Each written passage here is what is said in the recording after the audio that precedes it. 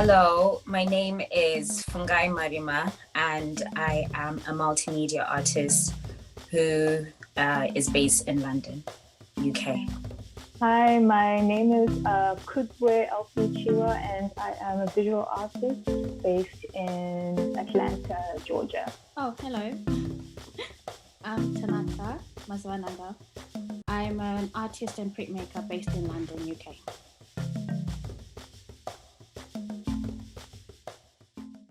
So I left Zimbabwe in April 2007, and I went back a few times, but the last time I was there was in December 2018.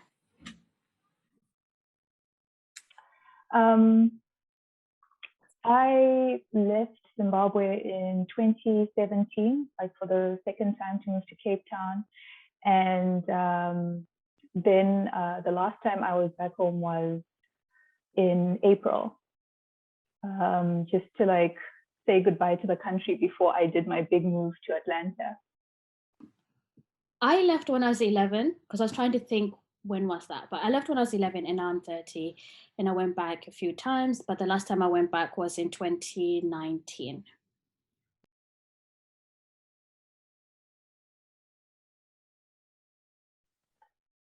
So actually, I grew up in Masvingo. Like, I'm a Masvingo girl, like Wejira. First time I went to Harare, I was like 5, and my dad had like some kind of business meeting. So like my relationship to Harare is like this like amazing distant city, you know, for me. Because coming from like a small town, Harare was always like the big city, and I guess like I don't really have like a lot of family there. Like actually I don't have any family, mostly friends in Harare. And my relationship is mostly just kind of like the nostalgia it offers me as a child when I always wanted to like move to the big city, to Harare. So my individual relationship is I was born in Harare, and I only moved when I was 16, turning 17. So I kind of like pretty much grew up there. I was moving quite a lot.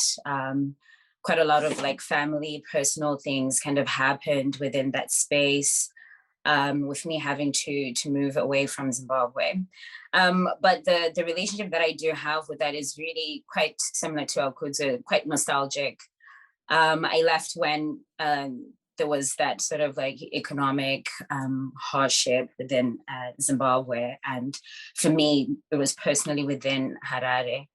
But yeah, I was at school there. I was part of like dance groups. So it was really, so the relationship that I have with it now is kind of like looking back, the friends that I had. I don't really have like close family there. Most of my siblings are here. And when I do visit Zimbabwe, it's really kind of visiting friends and a few family members. But it's very much quite nostalgic for me.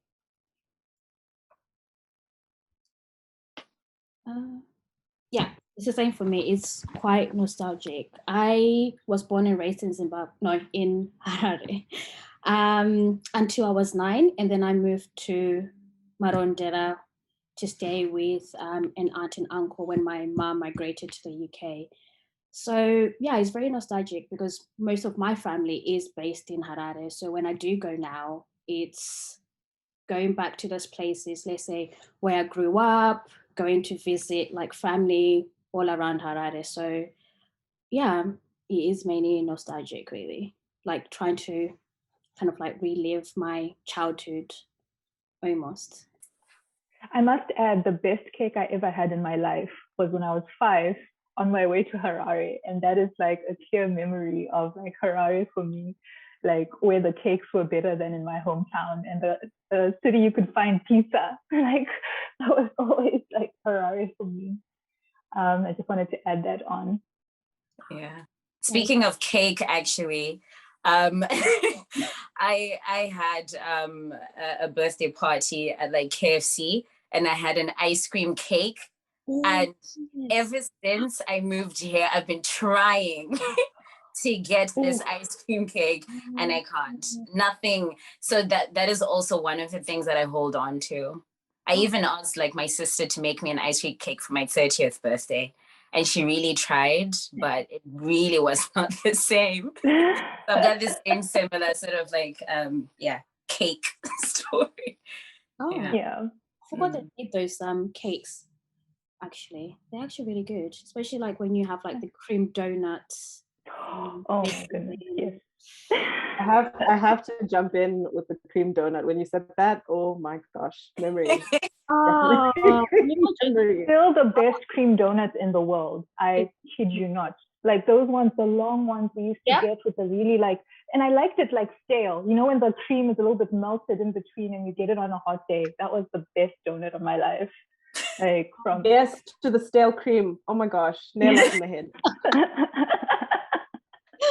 oh.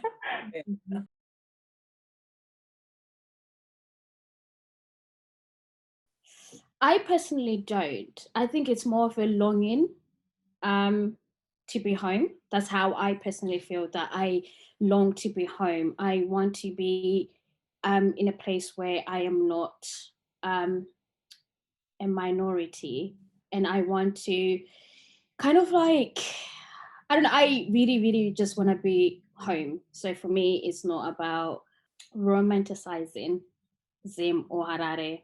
It's just that I want to be home and trying to relive those memories I had as a child, because when I left Zimbabwe, I was still quite young. So I just have like bits of memories that I'm still trying to preserve to this day. So when I go to Zimbabwe, I'm like, oh, I wish I could do this. I wish I could play raka-raka, or I can play maflau, or I can eat this, or what's in the season at the moment. Like, you know, so for me, it is more like yearning to be home, to be among my people, really. Yeah, I have to agree with Tanaka. I feel like the word romanticizing almost kind of creates a distance between our memories and home, and it's really more of a yearning more than anything.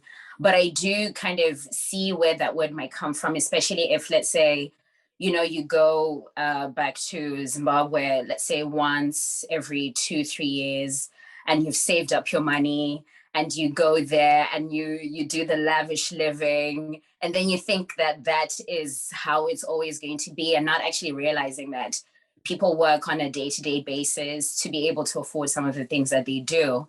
And it's like going anywhere, really. If, let's say, you were to go to Spain for a week, you will have this sense that, you know, this place is like so relaxed and I want to live here. But you don't actually realize that we have to get used to cultures, especially, let's say, with me. I've only worked in the UK. I haven't had an adult life in Harare. So maybe my view might be, it would be nice to kind of work, but it really just comes from this sense of a longing, and not everything that you do or you being seen as an artist is based off of the color of your skin. You're a Black artist, or you are a Black Zimbabwean artist, or you are a Black African artist, but to just kind of be in a space where people culturally understand you and you don't always have to explain everything you do. So I think for me, quite similar to Tanaka, it's more of a yearning and a longing to be around people that not always understand you, but have a cultural understanding.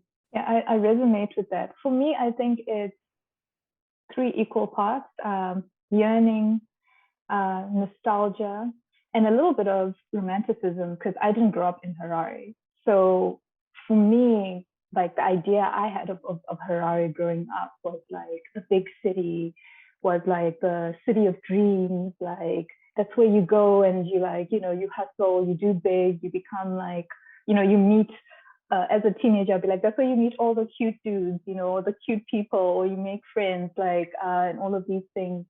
And in terms of like living in the diaspora, like definitely like there's a sense of yearning I have. Like I find myself like going like, oh, I need to be in a space where I am just a woman, just a person, and I'm not a Black woman or an, you know, a Zimbabwean woman. You know, I miss that kind of living where like I don't have to be consciously conscious of my Blackness and my femininity all the time. So, and also just, you know, despite the food, you know, like just missing like cultural nuances. And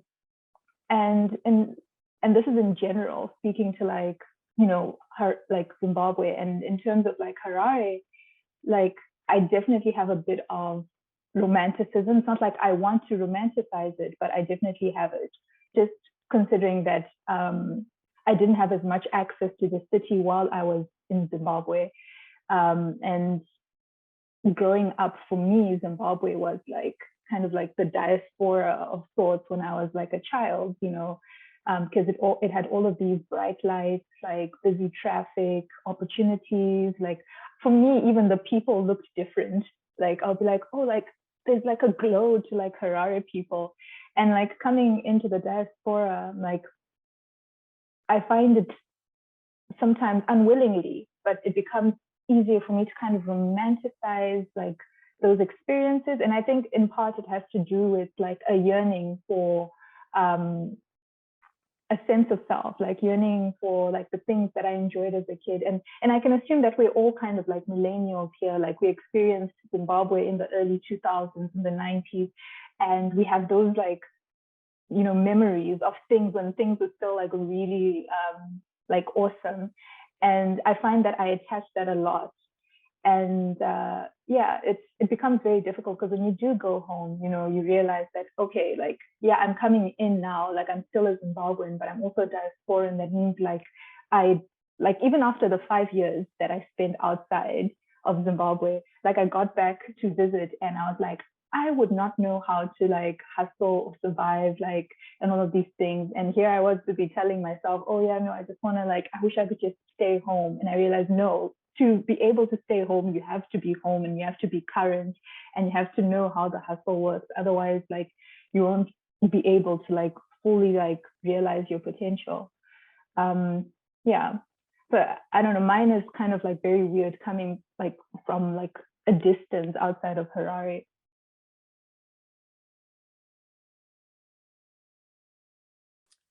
So in a multiple sort of like ways, in various ways, in the sense that I might make work that is actually specific to whatever is kind of happening within Zimbabwe, but from that distanced lens.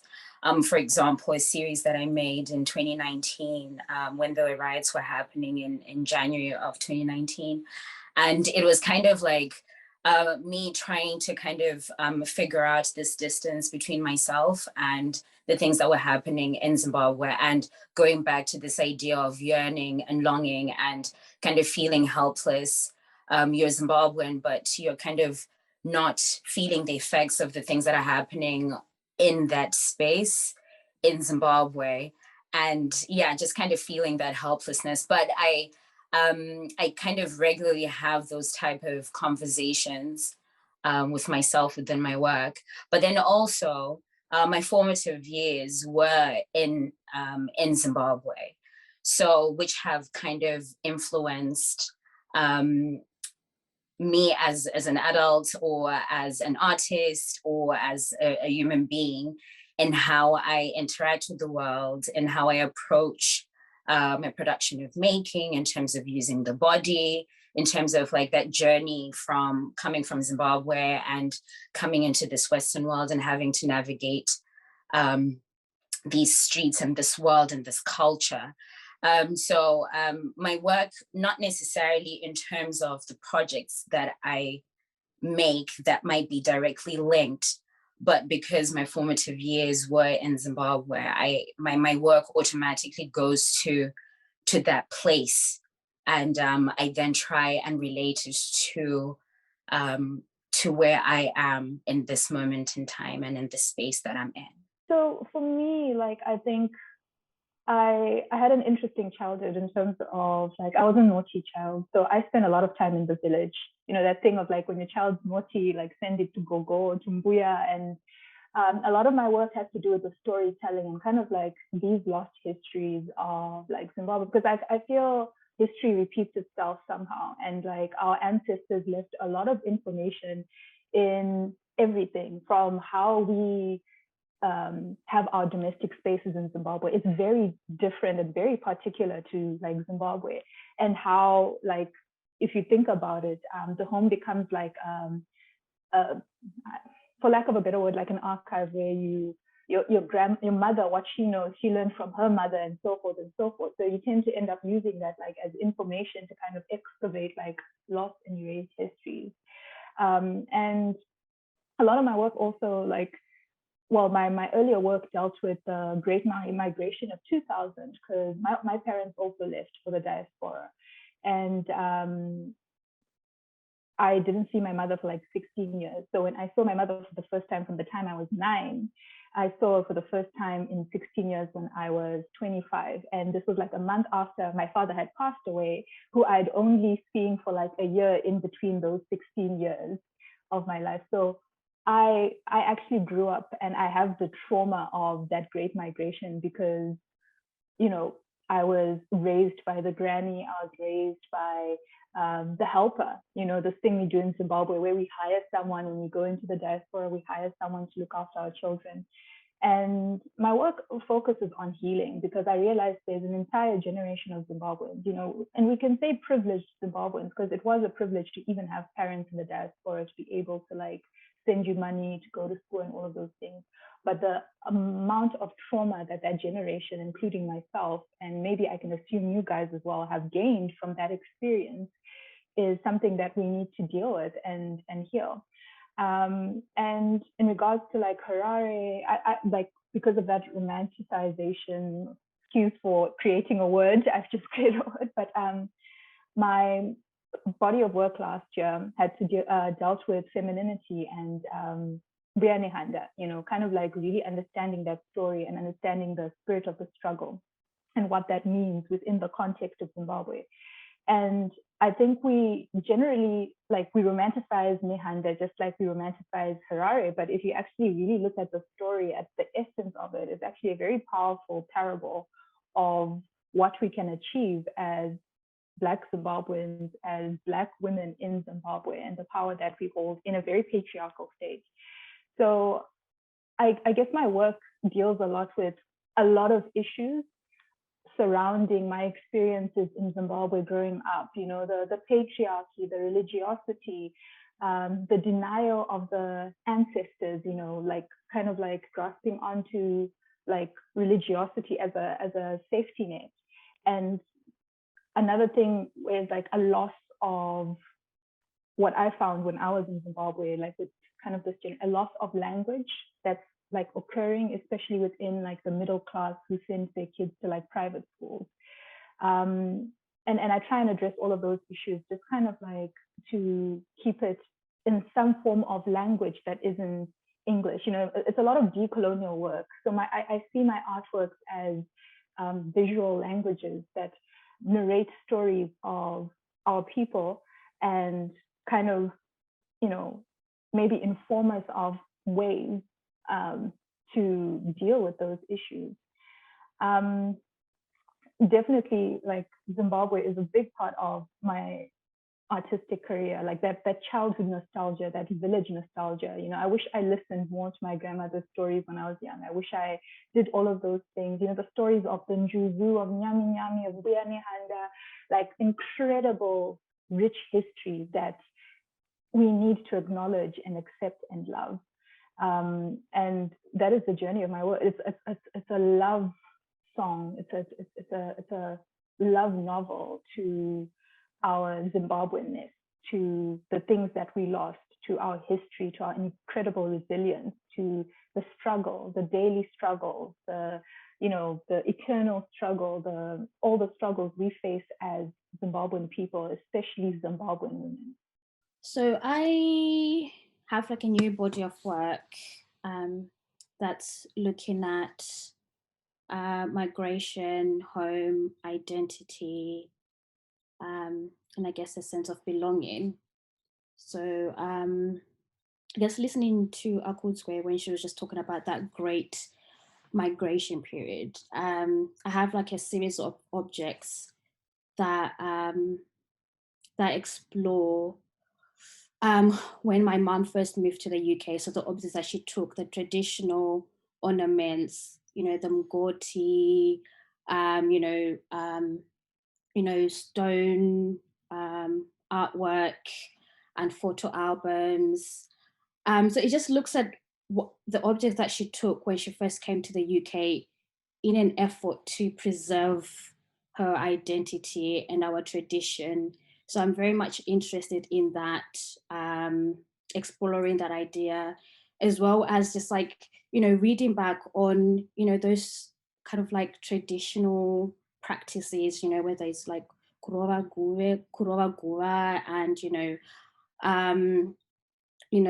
the rora processes. So it's kind of looking back as well, like Akudzwe, just looking back at our history, reading back, trying to preserve our traditions and identity, really. So yeah, I think that's how it kind of goes back, because it's also that sense of yearning that I'm also kind of exploring. I have this textile piece that just kind of explores my childhood memories, when it's I used to suffer, well, I still suffer from severe migraines, but that's my childhood is kind of centered around that, because it's so hot when it's hot in Zimbabwe. So it's looking at the hot weather, what triggered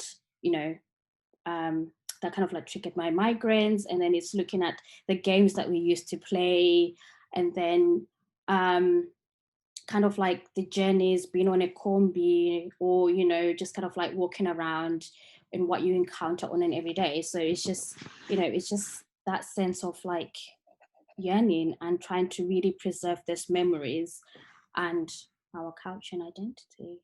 I was saying, the games, I always think about those games we played as children every single day of my life. I'm like, basketball is boring. Let's have a chuti league. Let's turn that into a sport, because that game was fire. And I actually also made a work about games in 2019 called Green Bakery. I don't know if you ever played Green Bakery.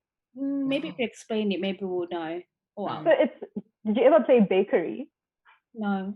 No. So it's basically you draw these lines across, and you have 4 stations. So it kind of looks like a baseball pitch with 4 stations and a home station in the middle, and you have to count to 50 to be able to get all your teammates back in. So that was the original game, Bakery. That's and then raka-raka, I think. The one that you have a ball, right? The one that you have what? A ball, and then you're trying to, I think that is raka, Okay, we call it ball. Yeah, so you're throwing it like chuti. So it's like chuti, but with stations. Yeah. And then Green Bakery was something you'd ask, so you're running, and then somebody would ask you Green Bakery. And if you didn't hear them and mentioned your number, you'd have to start back at 1, even if you're at 49. But you'd have to answer raka-raka to the if somebody asked you Green Bakery. So that was kind of that nostalgia of I don't know, we lived in the dreams of the people who fought the liberation struggle, that era, and it was such a small bubble of time and experience. I don't know what it feels like to be a child in 2021 in Zimbabwe. I don't know what games they play and all of these things. But a big thing for me is that I taught music for a couple of years when I was back in Zimbabwe. And one thing I realized is there's definitely a loss of culture that's happening, especially within the urban setting. And I guess just as both of you guys, my attempt is to try and keep that in an interesting way, in an inviting way, to try and preserve all of that loss of culture that's happening.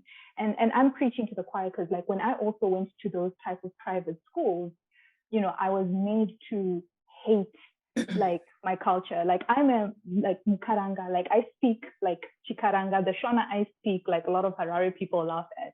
So imagine going to private school and I get there and I'm like, and then the kids are making fun of me type of situation, and I had to learn to speak the city Shona just so that like people wouldn't make fun of me. But yeah, I digress. But going back to that, it's about preserving that loss of identity that's like that I feel is happening. I don't know if you guys feel it's happening, or like in the diaspora, like what do you think about that?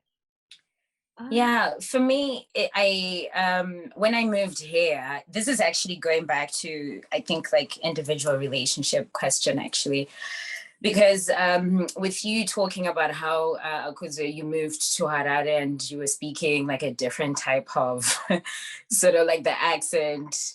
I was still in Mashingo. You were still okay. But yeah, it's just our school had Harare kids, had a lot of Harare right, children. okay, yeah. But it's kind of like when I moved here, and I then realized that this is a bit removed from this idea of like just being Zimbabwean, but just kind of being in a different landscape altogether, being Zimbabwean, and then getting to be in like different communities with like Nigerians, Ghanaians, English people, all sorts of types of people. And I would interact with people and they would be asking me, oh, are you Nigerian? Where are you from? And even Zimbabweans themselves would deviate from actually being Zimbabwean because of what was kind of happening economically and socially in Zimbabwe when I came here in 2007, where there was a time I was on a bus with my cousins and some of her friends. And the minute we got onto the bus, they started speaking patois. So it was not cool to be Zimbabwean when I moved here, let alone like be African. So the only type of Black that you could possibly be was Jamaican or Caribbean. So you're coming from your own hometown, you're coming into this new space, you're getting to know like the culture.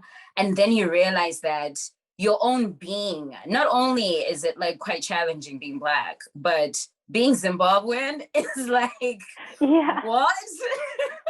It is so challenging. Yeah, you actually say it out loud that you are Zimbabwean with pride. And I then, because I came here at 16, 17, I had a good sense of myself.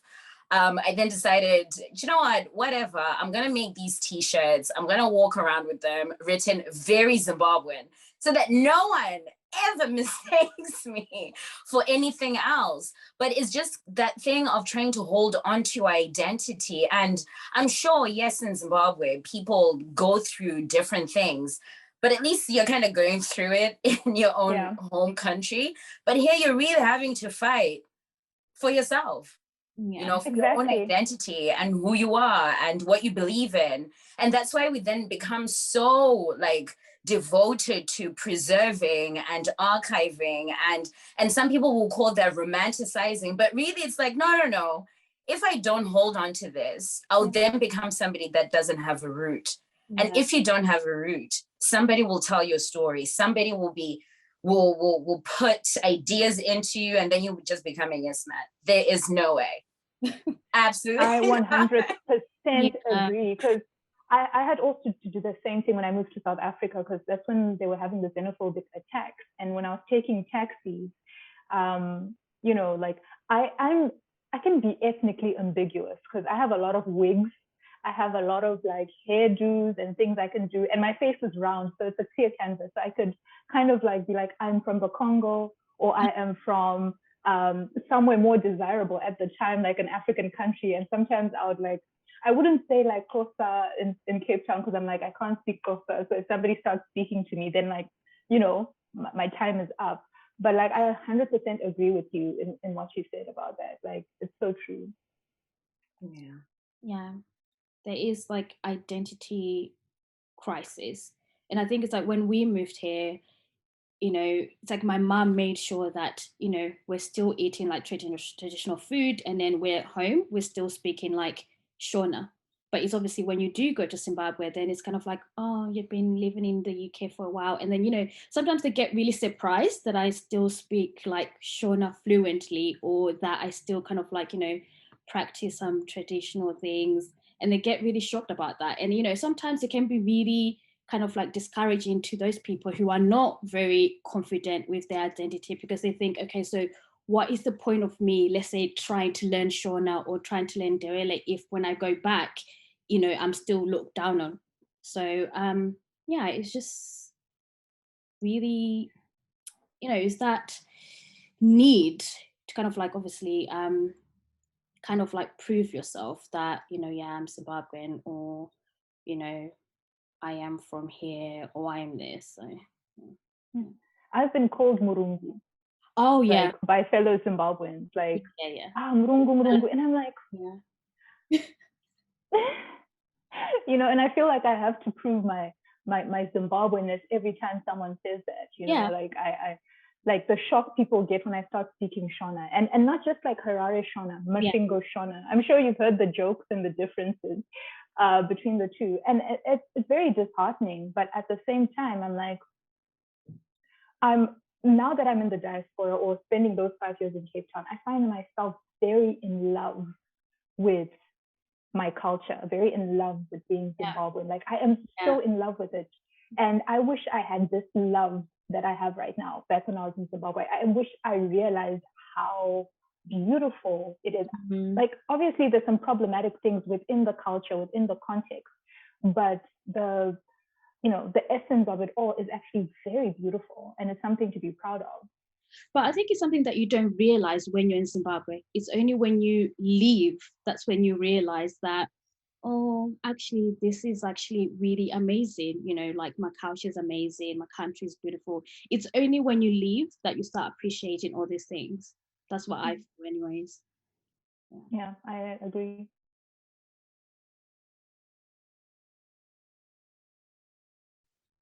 I would have to say home. I that's the first thing that I would say. I would say home. I would say rich, and vibrant. I would say divine, complicated, and I'm forgetting what the third one is. Oh, give me a second. I had it in my head. I'd been reciting them to myself over and over again, and just decided it just left me. Divine, complicated, and old, but not old in the way you think old. Like ancient, like full of knowledge, as a, like, I can't find the right word, but like kind of like think about those kind of like theories, and if you figure out a word, please tell me. Yeah.